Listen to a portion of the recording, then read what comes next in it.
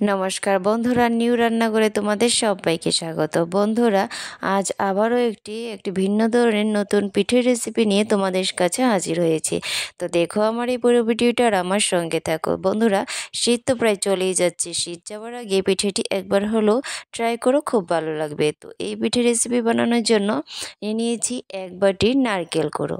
তো এখানে আমি 1 বাটি নারকেল কুড়ো নিয়েছি, 1 বাটি নিয়েছি গুড়। তো এখানে আমি আখের গুড়টা নিয়েছি, তো তোমরা যে কোনো গুড়ে নিতে পারো। তো প্রথমে কড়াইয়ে দিয়ে দিলাম গুড়টা। তো আমি প্রথমে নারকেলের যে পুরটা হবে সেই পুরটা বানিয়ে নেব। তো তার জন্য আমি গুড় দিয়ে তৈরি করব। গুড়টা কড়াইয়ের মধ্যে দিয়ে দিলাম আর দিলাম একটুখানি জল দিয়ে এবার গুড়ের মধ্যে দিয়ে দেব নারকেল গুঁড়োটা দিয়ে এবার খুব ভালো করে নাড়াচাড়া করে নেব। গুড় দিয়ে নারকেলের যে পুরটা বানানো হয় খুব দারুণ হয়। চিনি দিয়েও নারকেলের পুর বানানো যায়, তবে গুড় দিয়ে এরকমভাবে একবার পুর বানিয়ে দেখো, খুব দারুণ টেস্ট হয়। তো নারকেলের সাথে গুড়টা আমি খুব ভালো করে মিশিয়ে নিলাম। নেওয়ার পর এখানে আমি এর মধ্যে দিয়ে দেব গুঁড়ো দুধ। এই যে পুরটার মধ্যে যদি গুঁড়ো দুধ দেওয়া যায় তাহলে দারুণ টেস্ট হয়, আর যদি গুঁড়ো দুধ না থাকে নাও দেওয়া যেতে পারে। তো আমি এখানে 3 চামচ গুঁড়ো দুধ দিলাম। দুধটা দেওয়ার পর কিন্তু এর ফ্লেভারটা মানে পুরের যে ফ্লেভারটা দারুণ হয়, দারুণ টেস্ট হয় খেতে। তার জন্যই কিন্তু দিলাম গুঁড়ো দুধটা। দিয়ে খুব ভালো করে পুরটার সাথে মিশিয়ে নিলাম। তো এবার দেখো আমার কিন্তু পুরটা প্রায় হয়েই গেছে, আর বিশেষ কিছু উপকরণ এর মধ্যে লাগবে না। এর মধ্যে দিয়ে দিলাম 2-3টে এলাচ ফাটিয়ে এভাবে দিয়ে দিলাম। এলাচটা দেওয়ার পর দারুণ একটি গন্ধ ছড়ায়, তো খুব ভালো লাগে এই গন্ধটা। তো তার জন্য দিয়ে দিলাম। দিয়ে এবার দেখো নাড়াচাড়া করে নিলাম। তো এবার নামিয়ে নেব। খুব সহজভাবে এই পুরটা বানানো যায়, খুব তাড়াতাড়িও হয়ে যায়। তো আর খেতেও কিন্তু অসম্ভব সুন্দর হয় এই পুরটা। তার এখানে দেখো পিঠেটা বানানোর জন্য নিয়ে নিয়েছি আমি এখানে 1.5 গ্লাস জল দিয়েছি। জলটা আমি ফুটিয়ে নেব আর দিয়ে দেব পরিমাণ মতো লবণ। তো পরিমাণ মতো এখানে লবণ দিলাম। আর এখানে দেখো আমি নিয়ে নিয়েছি 1 বাটি চালের গুঁড়ো। তো এবার চালের গুঁড়োটা জলটা আমার ফুটে গেছে। এবার চালের গুঁড়োটার সাথে জলটার মধ্যে দিয়ে একটি ডো বানিয়ে নেব। সফট এবং শক্ত একটি ডো আমি এর মধ্যে বানিয়ে নেব। তো তার জন্য এভাবে চালের গুঁড়োটা দিয়ে জলটার সাথে মিশিয়ে নেব। দারুণ সুন্দর একটি ডোবা তৈরি হয়ে যাবে। তো দেখো চালের গুঁড়োটার সাথে আমি জলটার মধ্যে মিশিয়ে নিলাম। নিয়ে এবার একটি বলের মধ্যে আমি ঢেলে দিলাম। তো এবার এটা একটু ঠান্ডা হতে দেব। তো খুব বেশি ঠান্ডা করব না, যখন একটুখানি ঠান্ডা হবে হাত দেওয়া যায় তখনই কিন্তু এটাকে আমি মেখে নেব।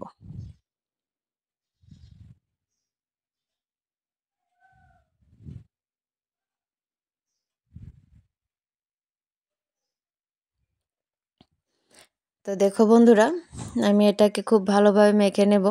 তো প্রথমে একটু গরম অবস্থায় হাতটা দিয়েছিলাম, হয়নি, তো আরেকজন্য আর একটু ঠান্ডা করে নিলাম। তো এবার খুব বেশি ঠান্ডা করিনি, এই অবস্থায় কিন্তু আমি চালের গুঁড়োটা খুব ভালো করে মেখে নিয়েছি। তো দেখো আমার ডোটা কিন্তু খুব সফট হয়েছে, মাখাটা খুব ভালো হয়েছে। তো এবার এটাকে আরেকটুখানি ভালো করে আমি মেখে নেব। তো মেখে এবার দেখো এরকম সাইজের কতটা লেচি কেটে নেব। রুটির মতো যেরকম আমরা লেচি কাটি তার চেয়ে একটু বেশি করে নেব। এরকম সাইজের লেচি আমরা কেটে নেব।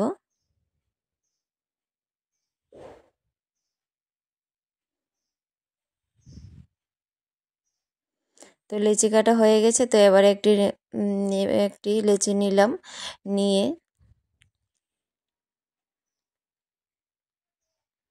এবার একটি রুটির মতো আমি বেলে নেব।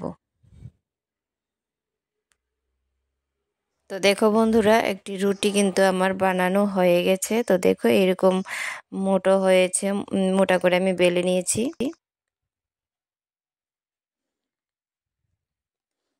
তো একটি রুটির মতো বেলে নেব। তো দুঃখিত বন্ধুরা, আমার ক্যামেরাটা ঘুরে গেছে, আমি বুঝতে পারিনি। তো এভাবেই তোমাদেরকে দেখতে হবে, কারণ আমি খুব শখ করে এই পিঠের রেসিপিটা বানিয়েছি। তো তার জন্য কিন্তু তোমাদের কাছে শেয়ার করলাম। আমার ক্যামেরাটা ঘুরে গেছে, খুব কিছু মনে করো না।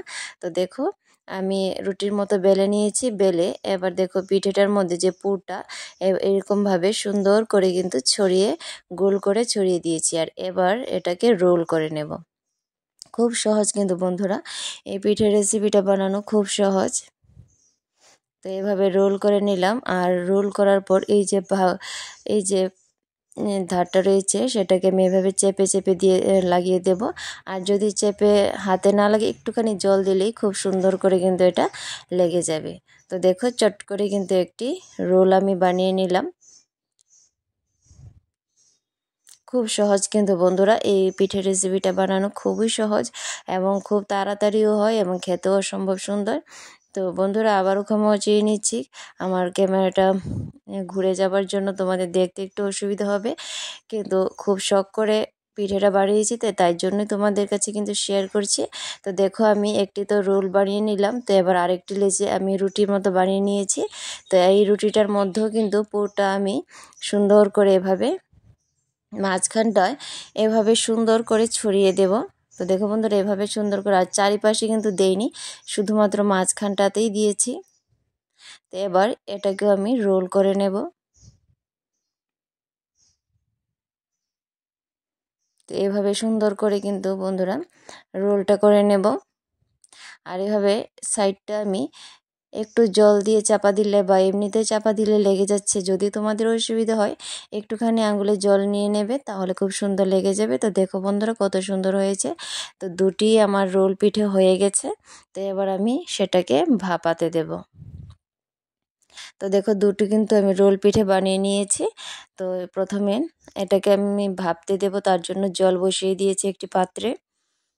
এখানে আমি 2 গ্লাসের মতো জল নিয়েছি। তো জলটা আমার ফুটে গেছে। তো এরকম একটি ফুটোযুক্ত একটি পাত্র নিয়েছি যেটাতে ভাপানো সহজ হয়। তো এরকম একটি পাত্র তোমরা নিয়ে নেবে, নিয়ে এটার মধ্যে ভাপাতে দেবে।